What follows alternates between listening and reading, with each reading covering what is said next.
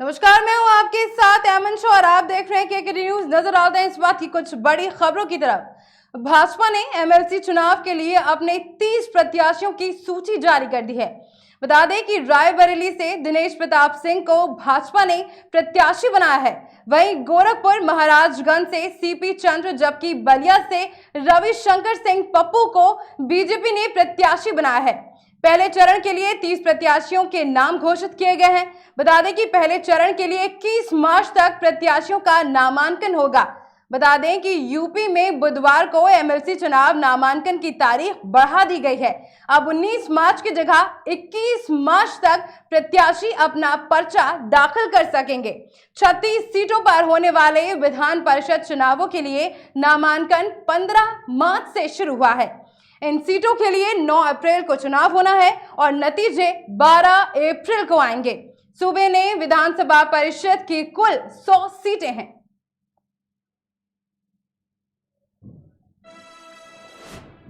Samajwadi party ने बुधवार रात उत्तर प्रदेश विधान परिषद चुनाव के लिए और उम्मीदवारों के नामों का ऐलान किया है। बता दें कि सपा ने बाराबंकी से राजेश यादव, जौनपुर से मनोज कुमार, वाराणसी से उमेश कुमार और पीलीभीत शाहजहांपुर से अमित यादव को अपना उम्मीदवार बनाया है। इससे पहले सपा ने चर्चित डॉक्टर कफील खान को देवरिया से अपना उम्मीदवार बनाया। वहीं कौशांबी सीट से पार्टी ने वासुदेव यादव को अपना प्रत्याशी बनाया है। यूपी में बुधवार को एमएलसी चुनाव नामांकन की तारीख बढ़ा दी गई है। अब 19 मार्च की जगह 21 मार्च तक प्रत्याशी अपना पर्चा दाखिल कर सकते हैं। 36 सीटों पर होने वाले विधान परिषद चुनावों के लिए नामांकन 15 मार्च से शुरू हुआ है। इन सीटों के लिए 9 अप्रैल को चुनाव होना है और नतीजे 12 अप्रैल को आएंगे। विधान परिषद में 6 साल के लिए सदस्य चुने जाते हैं। यूपी में परिषद की कुल 100 सीटें हैं। अलग अलग तरीकों से चुनाव पहुंचते हैं और 100 में से 36 सीटें स्थानीय निकायों के प्रतिनिधि चुनते हैं। इसके अलावा कुल 100 सीटों में से 1/12 यानी कि 8 सीटें शिक्षक और स्नातक क्षेत्र के लिए आरक्षित हैं।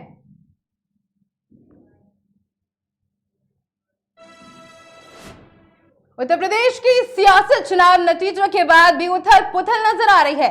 विधानसभा चुनाव में प्रचंड जीत के बाद भारतीय जनता पार्टी के नेतृत्व वाला सत्ताधारी गठबंधन लगातार दूसरी बार सरकार बनाने की तैयारी कर रही है, तो वहीं दूसरी तरफ विपक्ष के सामने अपना कुनबा बचाने की चुनौती भी दिखाई पड़ रही है।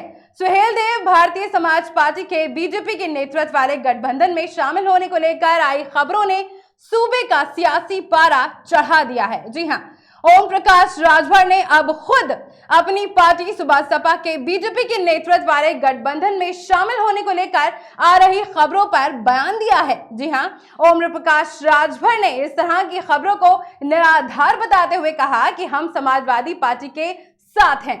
उन्होंने कहा कि हम स्थानीय निकाय चुनाव की तैयारी में जुटे हैं। एक विधानसभा के चुनाव परिणाम की समीक्षा की जा रही है और अब हम सब 2024 की तैयारी में हैं।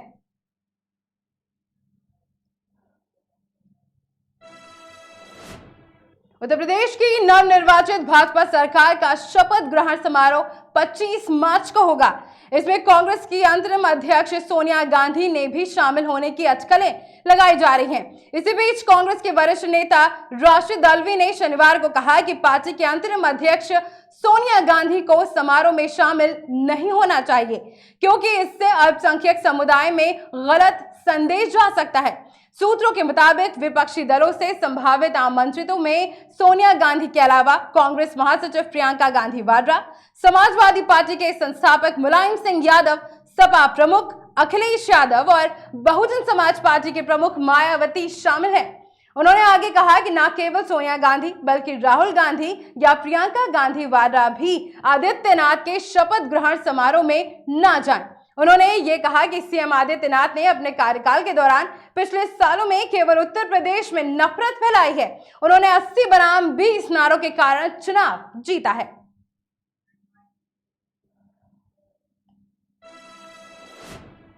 कांग्रेस के वरिष्ठ नेता जयराम रमेश ने शनिवार को विवेक अग्निहोत्री की फिल्म द कश्मीर फाइल्स को इतिहास को तोड़ मरोड़ कर पेश करने, गुस्सा भड़काने और हिंसा को बढ़ावा देने का दुराचार बताया है। बता दें कि कांग्रेस के वरिष्ठ नेता जयराम रमेश ने कहा कि विवेक अग्निहोत्री की फिल्म जो घाटी से कश्मीरी पंडितों के पलायन पर आधारित है को अत्यधिक समीक्षा मिली है, जिसमें प्रधानमंत्री नरेंद्र मोदी का समर्थन भी शामिल है। दूसरी ओर आलोचकों ने फिल्म निर्माता पर चेरी पिकिंग पर घटनाओं की सभी को एक चरित्र करके मुस्लिम समुदाय और वामपंथी विचारधारा के खिलाफ नफरत भड़काने की कोशिश करने का आरोप भी लगा है। बता दें कि पूर्व केंद्रीय मंत्री और कांग्रेस के वरिष्ठ नेता जयराम रमेश ने ट्वीट कर लिखा, कुछ फिल्में परिवर्तन को प्रेरित करती हैं, द कश्मीर फाइल्स नफरत को उकसाती है, सत्य, न्याय, पुनर्वास, सुलह और शांति की ओर से ले जा सकता है, लेकिन यह फिल्म तथ्यों को तोड़ मरोड़ कर पेश करता है, क्रोध को भड़काने और हिंसा को बढ़ावा देने के लिए इतिहास को विकृत करता है।